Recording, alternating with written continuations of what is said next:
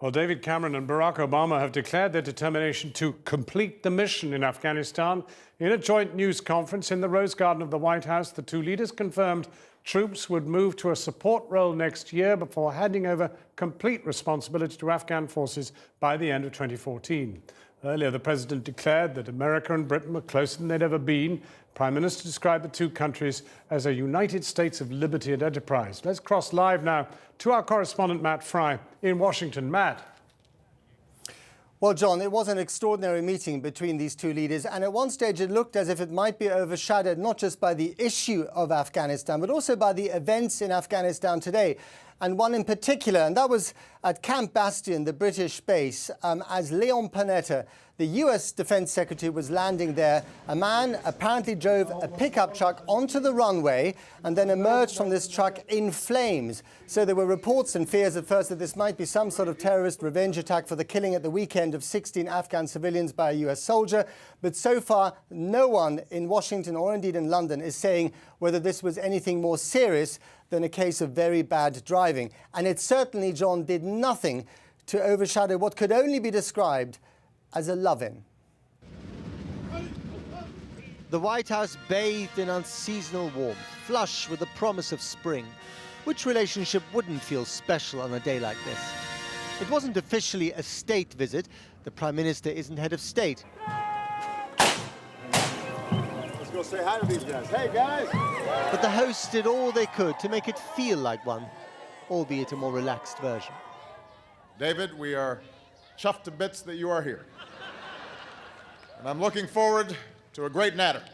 I'm confident that together we're going to keep the relationship between our two great nations absolutely top-notch. President Obama said the alliance had never been stronger.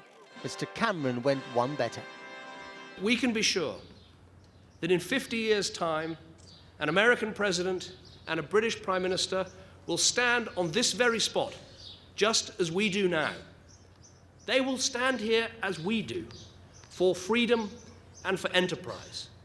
Our two countries, the United States of liberty and enterprise.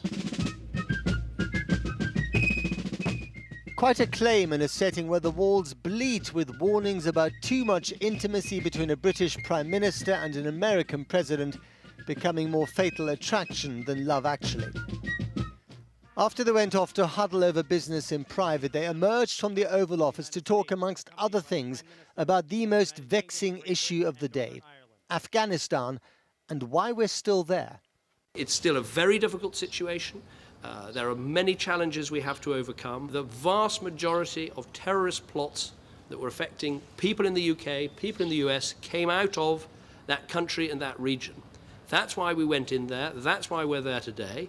It's not some selfish, long-term strategic interest. It's simply that we want Afghanistan to be able to look after its own security with its own security forces so we are safe at home. We've been there for 10 years, and people get weary. This is a hard slog. This is hard work. We're now in a position where, given our starting point, we're making progress, and I believe that we're going to be able to make achieve our objectives in 2014. On Syria and Iran, they also saw eye to eye. But what this meeting underlined was the inability of these two new best friends to actually change the course of events. There was, however, plenty of time for personal chemistry and some local politics. British Prime Minister David Cameron in the dark shirt there. A basketball game last night in Dayton, Ohio. Hot dogs in hand, the president patiently explained the rules of the game to a willing novice.